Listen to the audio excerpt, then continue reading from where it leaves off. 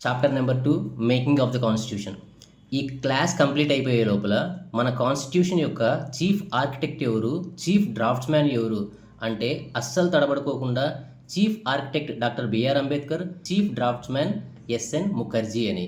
Class మొత్తం కంప్లీట్గా చూడండి. మన రాజ్యాంగం యొక్క మొట్టమొదటి ఆలోచన ఎప్పుడు కలిగింది? సో ఫస్ట్ 1934లో మనము స్వరాజ్యం కోసం పోరాడే వాళ్ళం. ఆ టైంలో 1934లో ఎంఎన్ రాయ్ మనకు స్వాతంత్రమే కాదు, స్వాతంత్రం వచ్చిన తర్వాత మన దేశాన్ని మనం పరిపాలించుకోవడం కోసం మనకు ఒక రాజ్యాంగం కావాలి.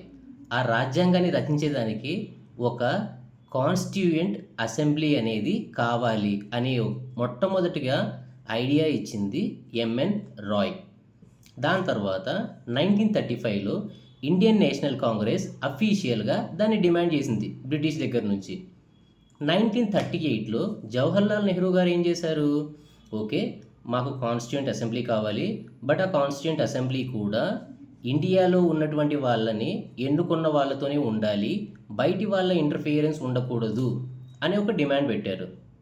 ఇది 1940లో మొట్టమొదటిసారిగా ఆగస్ట్ ఆఫర్ కింద బ్రిటిష్ వాళ్ళు ఒప్పుకున్నారు.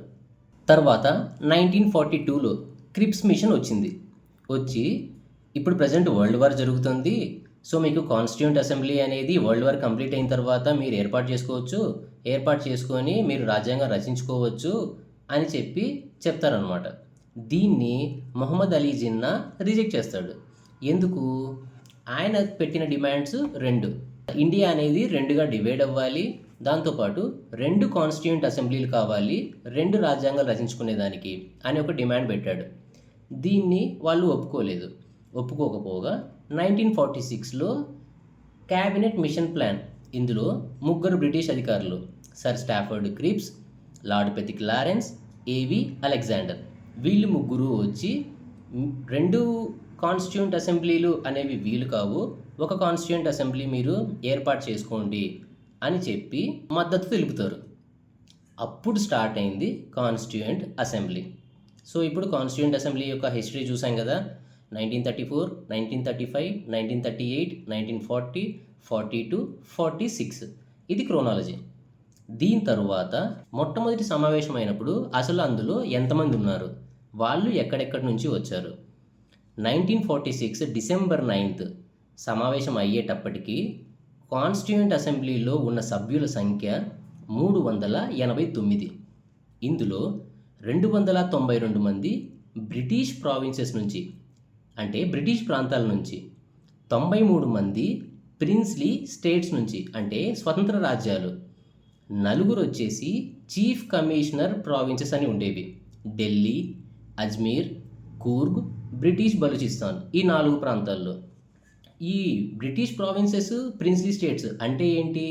ఇండియా మొత్తం అనేది బ్రిటిష్ వాళ్ళతోనే పరిపాలించలేదన్నమాట. బ్రిటిష్ వాళ్ళు మేజర్ పార్ట్ కంట్రోల్ చేస్తున్నా కూడా కొందరు రాజులు వాళ్ళ రాజ్యాలను పరిపాలించుకుంటూ ఉండేవారు, కానీ బ్రిటిష్ ప్రతినిధులు వాళ్ళ రాజ్యంలో ఉండేవాళ్ళు అనమాట. ఇలాంటి వాటిని ప్రిన్స్లీ స్టేట్స్ అనేవాళ్ళు. బ్రిటిష్ డైరెక్ట్గా కంట్రోల్ చేస్తూ ఉండే వాటిని బ్రిటిష్ ప్రావిన్సెస్ అనేవాళ్ళు. సో ఇదేంటి ఫిగర్ ఏంటి? 389 టోటల్. దాంట్లో 292 మంది బ్రిటిష్ ప్రావిన్సెస్ నుంచి, 93 మంది ప్రిన్స్లీ స్టేట్స్ నుంచి, 4 చీఫ్ కమిషనర్స్ ప్రావిన్సెస్ నుంచి. So constituent assembly first sitting ఎప్పుడు జరిగింది అంటే డిసెంబర్ 9, 1946. ఆ రోజు మొత్తం అందరూ అందులో పాల్గొన్నారా సమావేశంలో అంటే లేదు, 207 మంది మాత్రమే పాల్గొన్నారు. ఎందుకు అంటే ముస్లిం లీగ్ బాయ్కాట్ చేసింది. ఈ ఫస్ట్ సిట్టింగ్కి ప్రాతినిధ్యం వహించింది సచ్చిదానంద సిన్హా గారు. ఎలా?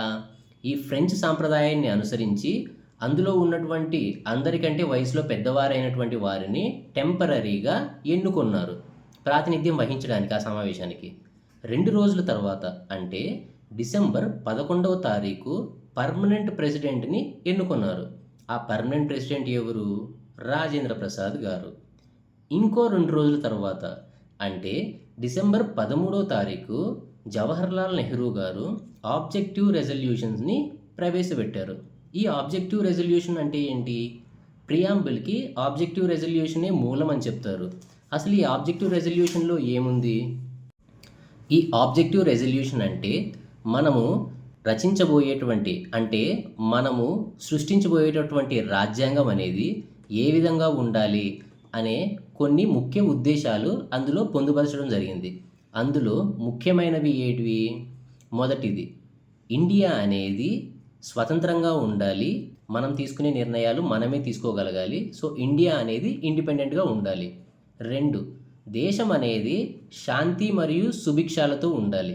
మూడవది, సంపన్నులే కాదు, అండర్ ప్రివిలైజ్డ్ అలాగే మైనారిటీ గ్రూప్స్ అందరికీ కూడా ఈ రాజ్యాంగం అనేది రక్షణ కల్పించాలి. అలాగే సామాజిక, రాజకీయ, ఆర్థిక న్యాయం అనేది ప్రతి ఒక్కరికి జరగాలి. ఈ రాజ్యాంగానికి శక్తినిచ్చేది ప్రజలే అయి ఉండాలి అనేటువంటి ఇలాంటి ముఖ్య ఉద్దేశాలు ఈ ఆబ్జెక్టివ్ రెజల్యూషన్స్లో పొందుపరచడం జరిగింది. అందుకే ఈ ఆబ్జెక్టివ్ రెజల్యూషన్స్ని ప్రియాంబుల్కి మూలం అంటారు. ఎందుకంటే ప్రియాంబుల్లో కూడా దాదాపు ఇలాంటి ఉద్దేశాలే ఉంటాయి. పోస్ట్ పార్టీషన్ అంటే మనకు స్వతంత్రం వచ్చిన తర్వాత కాన్స్టిట్యూయెంట్ అసెంబ్లీ గురించి. ముందు మనకి కాన్స్టిట్యూయెంట్ అసెంబ్లీలో 389 మంది ఉండేవారు. పార్టీషన్ జరిగిపోయిన తర్వాత ముస్లిం లీగ్ అనేది పాకిస్తాన్కి వెళ్ళిపోయింది కాబట్టి ఈ 389 కాస్త 299 అయ్యింది.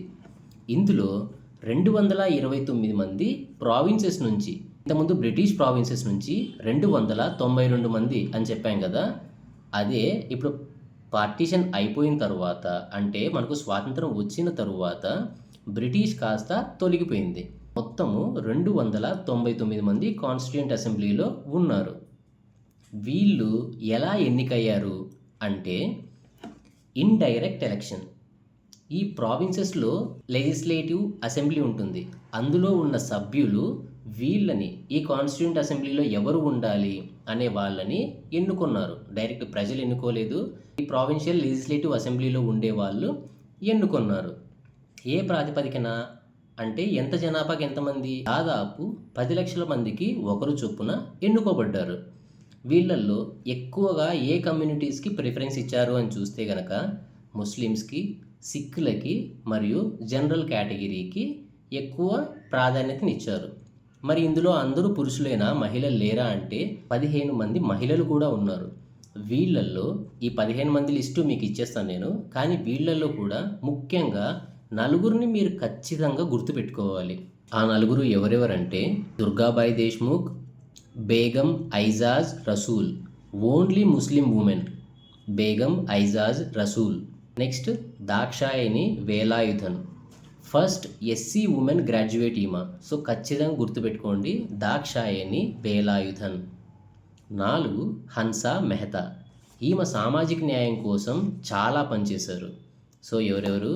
దుర్గాబాయి దేశ్ముఖ్, బేగం ఐజాజ్ రసూల్, దాక్షాయణి వేలాయుధన్, హన్సా మెహతా. ఖచ్చితంగా గుర్తుపెట్టుకోండి. మొత్తం 15 మంది. ఈ నలుగురిని ఎక్కువగా గుర్తుపెట్టుకోండి. నెక్స్ట్ కమిటీలు. కమిటీలు అసలు ఎందుకు అంటే ఒక్కరే రాజ్యాంగం మొత్తం రచించలేరు కాబట్టి ఒక్కొక్క దానికి ఒక్కొక్క అధికారిని నియమించారనమాట. ఇందులో 8 మేజర్ కమిటీలు ఉన్నాయి. వాటిని బాగా గుర్తుపెట్టుకోండి. జవహర్లాల్ నెహ్రూ గారికి union powers committee, union constitution committee, states committee. States committee అంటే ఈ ప్రిన్స్లీ స్టేట్స్ ఉన్నాయి చూసినారా, వాళ్ళతో నెగోషియేట్ చేయడానికి. Advisory committee on fundamental rights, minorities and tribal areas. దీనితో పాటు ప్రావిన్షియల్ కాన్స్టిట్యూషన్ కమిటీ. ఇవి 2 సర్దార్ వల్లభాయ్ పటేల్ గారికి ఇచ్చారు. నెక్స్ట్ డ్రాఫ్టింగ్ కమిటీ చైర్మన్గా డాక్టర్ బిఆర్ అంబేద్కర్ గారు బాధ్యత తీసుకున్నారు. స్టీరింగ్ కమిటీ అలాగే రూల్స్ ఆఫ్ ప్రొసీజర్ కమిటీ, ఇవి 2 కూడా డాక్టర్ రాజేంద్ర ప్రసాద్ గారు బాధ్యత తీసుకున్నారు. అందరూ బాధ్యతలు తీసుకున్న తర్వాత కాన్స్టిట్యూయెంట్ అసెంబ్లీ వర్క్ చేయడం స్టార్ట్ చేసింది. దీంట్లో ముఖ్యంగా బిఎన్ రావు గారు దాదాపు 60 దేశాల యొక్క రాజ్యాంగాలను పరిశీలించి మన దేశానికి కావాల్సినటువంటి ముఖ్యమైనటువంటి ఘట్టాలన్నీ తీసుకొని ఒక డ్రాఫ్ట్ని రెడీ చేసి కాన్స్టిట్యూయెంట్ అసెంబ్లీకి అందించారు. ఈయనే ద రీసెర్చర్ అనమాట.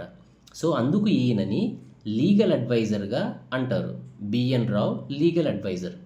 నెక్స్ట్ డాక్టర్ బిఆర్ అంబేద్కర్ గారిని చీఫ్ ఆర్కిటెక్ట్ అంటారు. అంటే ఈ రాజ్యాంగంలో ఉన్నటువంటి ప్రతి క్లాజు ఎందుకు ఉండాలి, ప్రజలకు ఎందుకు ఇది ముఖ్యమైనది, ఒకవేళ దానికి కాన్స్టిట్యూంట్ అసెంబ్లీలో ఉన్న వాళ్ళు ఏదైనా సవరణలు చెబితే గనక ప్రతి క్లాజ్కి డిబేట్ జరిగినప్పుడు డిస్కస్ చేస్తూ ఎక్స్ప్లెయిన్ చేసేటువంటి వ్యక్తి కాబట్టి డాక్టర్ బిఆర్ అంబేద్కర్ గారిని చీఫ్ ఆర్కిటెక్ట్ అంటారు. దాని తరువాత ఎస్ఎన్ ముఖర్జీ.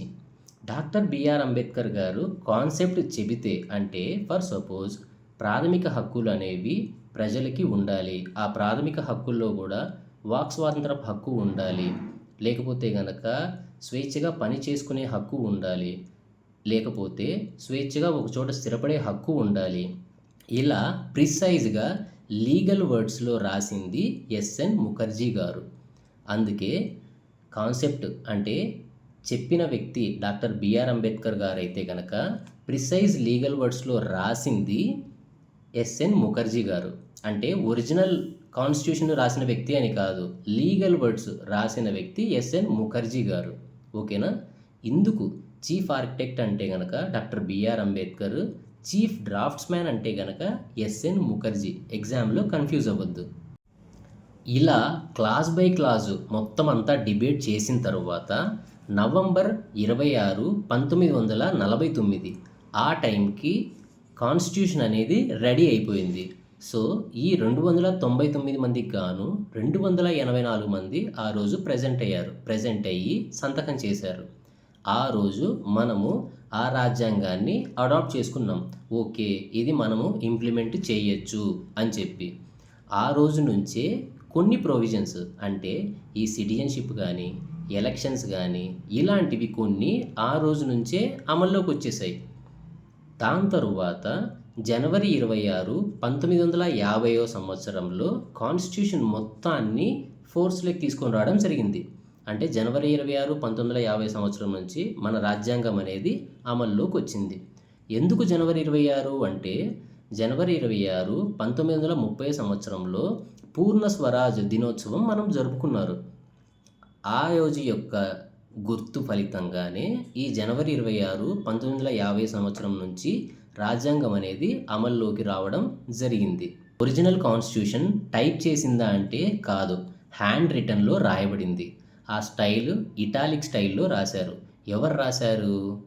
ప్రేమ్ బిహారీ నరైన్ రైజాడా అనే అతను చేత్తో రాసినటువంటిది ఒరిజినల్ రాజ్యాంగం. అది ఇంగ్లీష్ లాంగ్వేజ్లో ఉండేది. దీనికి డెకరేట్ చేసింది ఎవరు అంటే శాంతినికేతన్ నుంచి వచ్చిన వాళ్ళు డెకరేట్ చేశారు. అది ఎవరెవరు? నందన్లాల్ బోస్, బియోహర్ రామ్ మనోహర్ సిన్హా. ఈ రాసిన దానికి ప్రేమ్ బిహారీ నరైన్ రైజాడా ₹1 కూడా డబ్బులు తీసుకోలేదు.